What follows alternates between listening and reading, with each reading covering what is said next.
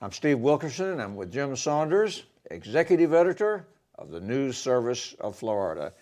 Jim, Governor Scott released his budget recommendations for the next fiscal year on Monday, $79.3 billion, about $1 billion more than the current fiscal year.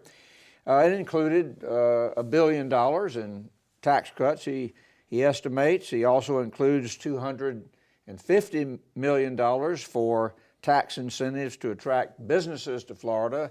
There were a lot of other highlights. Give us some headlines. Well, I think those are the two biggest issues that are going to draw the most attention. In fact, the governor's been traveling the state talking about those issues already before his budget announcement. But the $1 billion tax cut package, he's focusing heavily on business taxes, in particular manufacturing taxes. He wants to eliminate corporate income taxes on manufacturers. He also wants to permanently eliminate a sales tax on manufacturing equipment. This kind of goes into his whole mantra, if you will, about job creation and looking to try to help the manufacturing industry. He also is proposing to create a $250 million fund that would be run through Enterprise Florida, which is a public-private economic development agency, to try to be used for business incentives. Now that hasn't gotten positive results, particularly in the Senate, right? Well, and some problems with that in the past. That's kind of why I think these are two of the big issues, particularly this Enterprise. He's calling it the Enterprise Fund, I believe.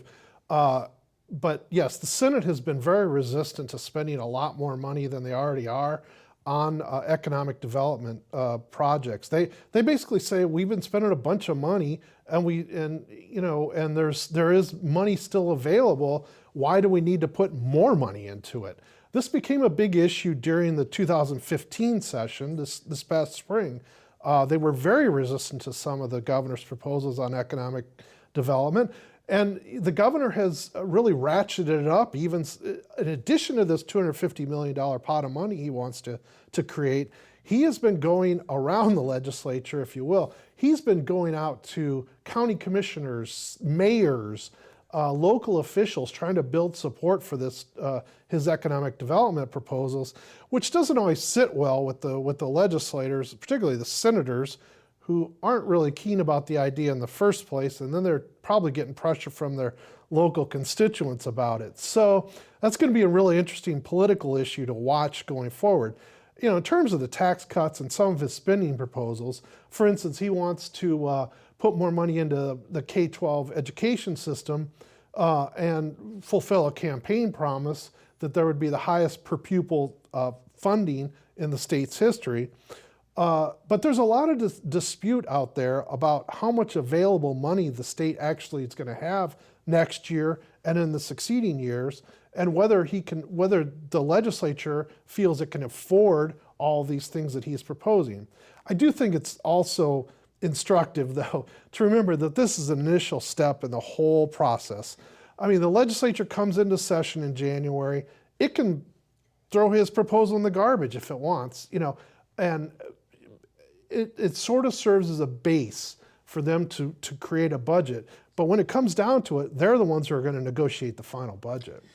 And usually, with the legislature starting later than it will this year, they rely on economic forecasts that come April and so forth.